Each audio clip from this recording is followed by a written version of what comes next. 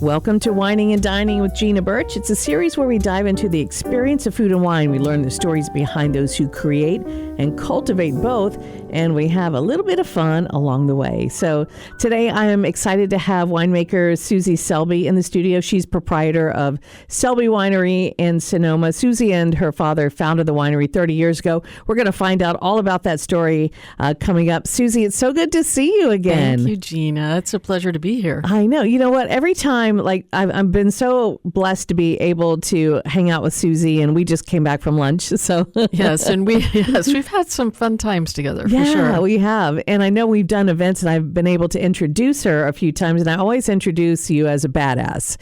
And I know you always like that. I like that. You like that, right? I do. I'm going to give you a chance to tell everybody, why you're such a badass when it comes to the wine business. And so, first of all, let's just talk about how Selby came around. I mentioned your father in the beginning, and I know he helped start it, but he wasn't around to see it to fruition. And I always like to pay homage and respect to those who paved the path and were part of our journey. So tell us a little about your dad. He was a pretty special fellow. Well, my dad was amazing. Definitely a Renaissance man. He was a war hero in Vietnam, but he was a very, very famous spine surgeon in the country. And he was one of the founders of the North American Spine Society. And he invented all sort of new surgical techniques. But in the meantime, to learn more techniques for surgery, he was traveling internationally, and he had an affinity for French and Italian wines. And so my sisters and I started enjoying wines at a very young age, but the drinking age in Texas was 9 or something like that. So I grew up drinking old world wines, and eventually my dad wanted to retire in medicine by buying a vineyard and a winery in Russian River Valley. And but he lived in Dallas the entire time. And he made an offer on some land, and he literally ended up passing away unexpectedly shortly thereafter. So we never had the winery, we never had the vineyards, but I rented a warehouse, and I had a job at a large winery, and I learned how to make wine. And I'm happy to tell you, Gina, that we did have a couple of vintages before he passed away. So he got to see the Selby label. We designed it together. The 2 S's stand for Selby and Selby. And if you look at my label, the 2 S's look like a spine. Right. So it was also a tribute to his surgery techniques and his background. And so we had 3 years together, and he would come, he and my mom would fly in from Dallas, and he'd help me blend. But I just kept it going and decided I was so passionate about the industry that I would keep doing it. So I'm very proud to say, I'll say this is badass. I am self-taught in winemaking, or learned under an apprenticeship situation, but I'm self-financed as well. Nice. So, that's good. And that's saying a lot, especially in the business and where everything's gone today. But you also earned some accolades, not just in your winemaking, but you were the first female cellar master? Yes, I was indeed. Explain to people listening what that is. Well, when I started working at the winery, I had to find the one job that is not gender specific, meaning that women don't typically get jobs in cellars because they're not physically strong enough for a lot of the jobs. And, there are exceptions to every rule, of course. But I learned how to drive the forklift, and I was extremely good at it. And I became the head forklift driver and the warehouse manager. And the owner of the winery, who wasn't sexist at all, said, you're good with you're good at barrel work, you're good at techniques, but you are going to have to work really hard in order for these guys to respect you enough to be in a management position. And I was the first one there in the morning, the last one to leave at night, and I was good at what I did. I actually sort of covered the guys several times in the cellar, and we worked as a team, and I eventually became, again, the first female cellar master in California. So that's impressive. I know. It was pretty exciting. Yeah. And I know because, there are a lot of women in the wine industry, but there are not a lot of them who are in management and in those kind of roles. Even today, I think there's still a disparity between the men and the women who are running the joint, so to speak. Well, that's true. And probably the most unique aspect of my job is that I'm the owner and the winemaker and female.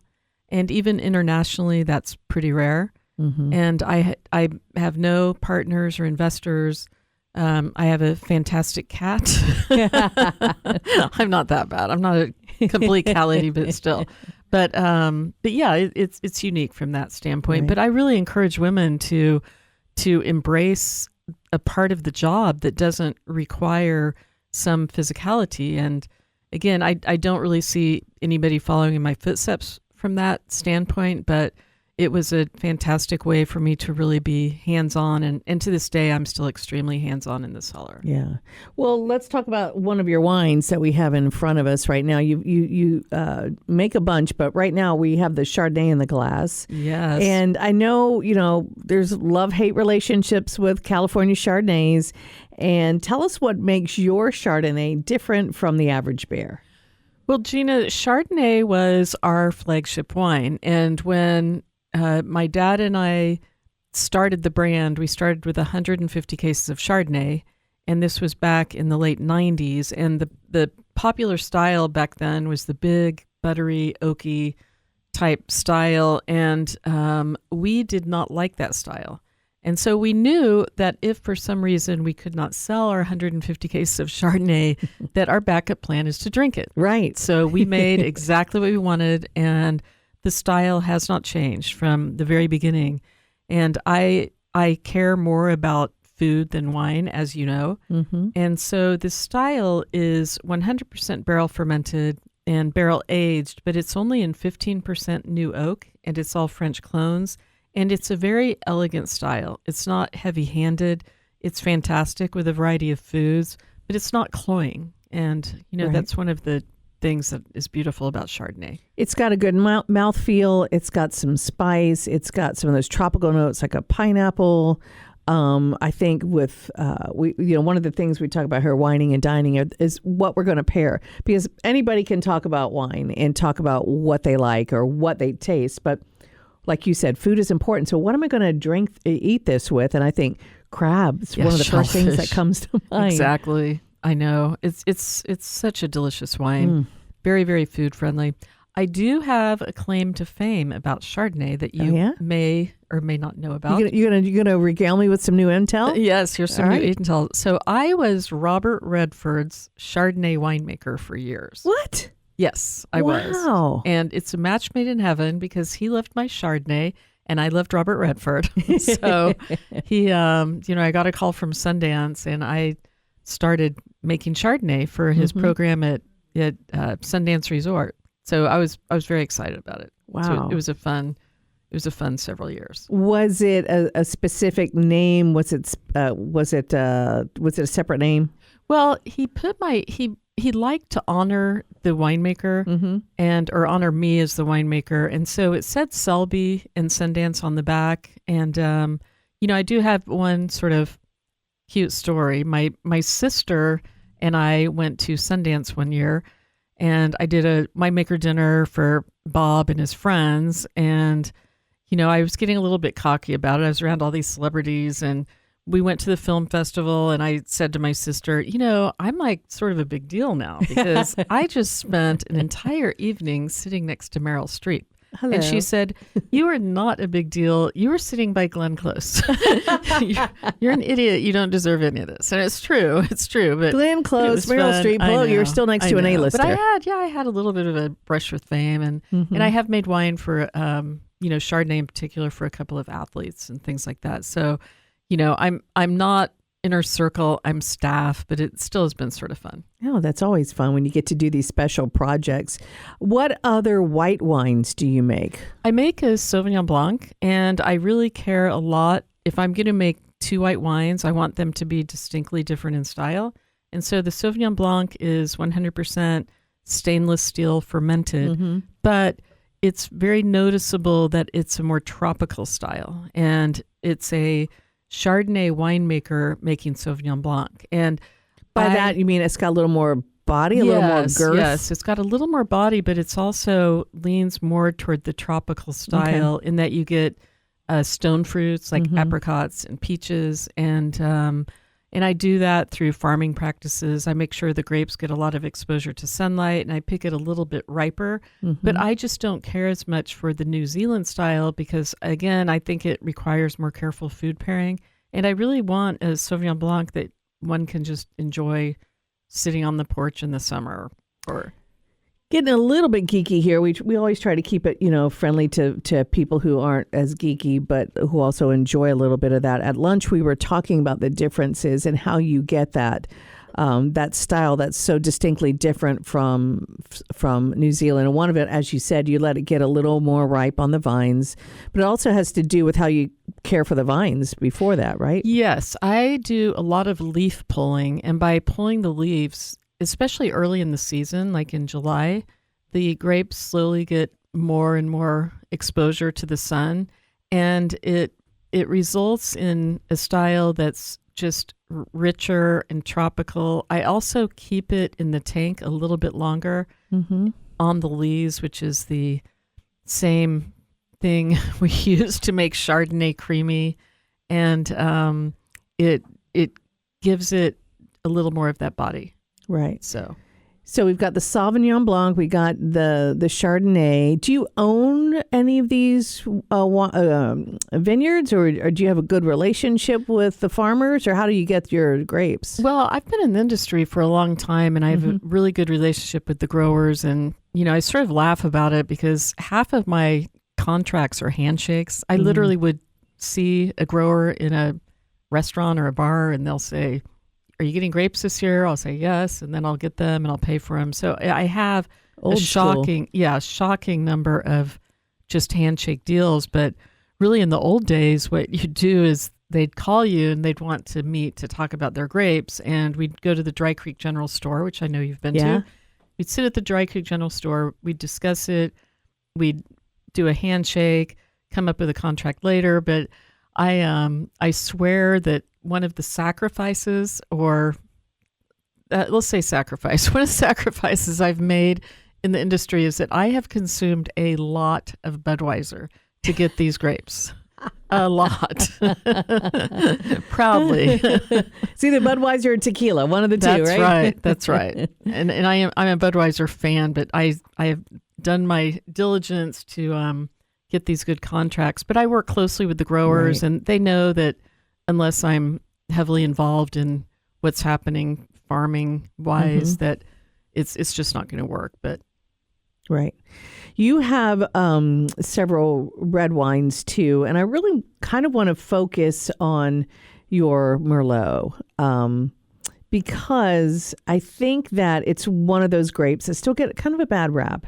And people misunderstand Merlot, and it goes back to that stupid, it was a good movie, but that, I say stupid because... Well, it's a movie about guys. We all know guys like that. No effing Merlot, or I don't want any of that. And then at the end, he's drinking one of the most expensive Merlots from the right bank. That's right, out of a paper cup in a fast food restaurant. You have to love that. Yeah, I mean, so it's so full circle, but I think people miss the ending of that. We're talking about Sideways. The ending brings it full circle, and that's what he's drinking is the Merlot. So your Merlot, when I smell it, it's so fragrant, and it's got all these layers in it. So tell me what is great about Merlot and why we should not forsake Merlot. Well, there's a really good reason that Merlot became so popular in the first place, and it's so much more approachable than Cabernet. Cabernet, whether it's from Sonoma County or Napa Valley or any other growing region, Cabernets are more tannic. They're not as approachable. The Merlots are soft and drinkable, and they don't have to age for an extended period of time. And the best part about Merlot is if you order it in a restaurant, every single sip of this Merlot is going to be good. You're not waiting until that last glass when the tannins have finally calmed down. So I just think it's a beautiful wine. And my Merlot comes from Dry Creek Valley, and I, of course, am a huge fan of Dry Creek Valley fruit. It's a very high altitude vineyard. It's absolutely beautiful. the French have an expression that the best grapes have the best views. And given that expression, this Merlot is outstanding because the views of Dry Creek Valley are just spectacular. Well, this I smell like almost like a baking spice and these dark fruits, and the bouquet is just so nice. I mean, when we were at lunch, we were trying this, and we were with another friend who said, I don't even want to drink it. I just want to keep smelling it because it smells so lovely. And this, what year is this that we're drinking? This is a 22. And it does have, I think it has a little bit of lavender. Yes. And maybe a bit of anise. Mm-hmm. But it's unique. Yeah, and I got to give you a cheers for this. Oh, yeah, I will toast to that for sure. Let's do that. And it also has 6% Cabernet Franc. That's, a little something special in there. I think there's Cabernet Franc in the last scene of the Sideways wine. I think so, too. In the wine he was drinking. Right. Cabernet Franc and Merlot is a great combination, and the Cab Franc is a little bit spicy, almost like peppercorn, and they just marry well together. When you blend a wine, you'll taste the Cab Franc, you'll taste the Merlot. You know it's going to work together, but it's just amazing how much they change one another, and it becomes a very synergistic relationship. I think you just hit the nail on the head. It's like pink peppercorn in here. Pink pepper. I like that. Yeah. So it on a steak, maybe some peppercorn on a steak with this Merlot. Oh, yeah. A little fatty steak. Gina and I love to eat. we make each other hungry when we talk. Yeah. But that's exactly what I was thinking, that, or maybe even a short rib, but definitely a steak that has some pepper encrusted. Oh, yeah. Yeah. Even a meaty fish. This, actually, I had some of the Merlot with salmon at lunch today that was blackened, and it was quite good. It worked well. Well, and Merlot's just flexible too. It's got naturally high acidity. It's a fun wine. And one thing I can guarantee all of you wonderful listeners, if you go to a restaurant and you're trying to decide what to get by the glass, I can promise you that if there's Merlot by the glass, it's going to taste good. You're taking a bigger gamble if you're getting Pinot or Cabernet or other varietals, because anybody who's still making Merlot makes good Merlot, or they wouldn't be making it. True, because I think the it's been weeded out, so to speak, because it was so popular for a while that, the fallout on Merlot has been huge. So Merlot should be a go-to by the glass, and you'll typically be happy with the selection. That's a good tip. Do you blend Merlot in your cab? I don't, because since Sonoma County Cabernet is not tannic to begin with, I don't want to. Merlot is typically the blending grape that sort of reduces the amount of tannins. Softens. And yes, softens. Thank you. Thank you for giving me technical help here. And I do blend Malbec and Cabernet Franc in my Cabernet as well, but I tend to avoid Merlot. Okay. Although occasionally if I run out of tank space, I'll throw it in there, So I'm the forklift driver. I can do stuff like that. I run the joint. I can do what I want. That's right. And you got a really nice Zen too. So brag about that. I'm in the king of Zen country with Dry Creek Valley. No kidding, man. There's some beautiful Zen vines there. Yeah, and they're old vine Zen, and these vineyards are amazing. Thank goodness for the white Zen craze in the 80s, I think. I think so. And so all these vines would have been taken out to plant Merlot, but white Zen went crazy. And so we still have all these old vineyards, and it's really fun to be out in an old vine Zen vineyard, because you'll see all these gnarly vines, and as the grapes are coming in, there will be occasionally a white grape and occasionally a different shaped cluster. So it's just a field blend of all these interesting grapes. And the concept is that vines don't produce as much when they're older. It's like us. We don't do as many things, but the things we do much better. I like that. So, when you, as a winemaker, and I hate asking this, but I'm going to ask it anyway, because it's like asking to pick a favorite child. Is there a wine that you like to make better? It's more challenging. You find it more fun or interesting, or drink more of, or does it vary from season to season, harvest to harvest, or? Well, they all have something peculiar about them. Like Chardonnay, for instance, is my favorite, probably because my dad and I enjoyed it, Chardonnay and Pinot. Both Chardonnay and Pinot take a lot of work during harvest. And then there are things like Zinfandel that takes work during fermentation because it's higher alcohol. And then other varietals like merlot, that's more work after harvest is over because it needs to be aged properly, and it definitely needs something to be blended in to make it more interesting. But I'm still pretty loyal to my two original wines, which were Chardonnay and Pinot. Right. Your hands-on, your small production. So where can we find, what states, and I know we can always get stuff online and join your club, which is always a great way because you get all the fun little side projects that you do. But where are you distributed in the U.S. right now? Well, I'm very limited in my distribution. Part of the solution or problem, it could go either way, is that I took up golf and I realized that I needed to not travel quite as much. So I kept the states that I like to visit. And of course, we're in beautiful Florida, which I love. And I also distribute in North Carolina. I distribute in Kentucky. I was just there last week and had some amazing bourbon while I was there. Of course. Ohio. And really, that's pretty much it. So it's very limited distribution, but I do have online sales, and of course we go direct. Yeah. And I have to say that your wines, for the value, they're very good value. I mean, like, they're not super expensive. They deliver. I think they deliver over deliver in many cases. So. I appreciate you saying that because I decided a long time ago, especially once my dad was gone, I literally have been doing this by myself. I haven't had a lot of outside advice and things like that, but I really felt that if I over-delivered, if I kept my wines at a reasonable price, that I would survive for a long time, and which I have. And I'm proud to be a wine that people open on a Tuesday or Wednesday. Yeah. I don't have to be a Saturday night wine. I want to be people's everyday wine. Susie, thank you so much for stopping by the studio. It's always great to see you. Thank you. And try your wines. I love trying the new vintages. You just bottled, was it the Pinot? Yes. Yeah. We have a new Pinot, which is nice. It's a pretty substantial vintage of Pinot, fuller bodied. Yeah, but it is good. Yeah, 23 vintage. So look for Selby Wines. Join the wine club because that's where you're going to get the first pick. And if you see them in a wine store or a restaurant, definitely buy them. Susie Selby, thank you so much. It was so good to see you. Let's go have some more wine and some more food. It sounds good to me, All Gina. right. Cheers. Thanks.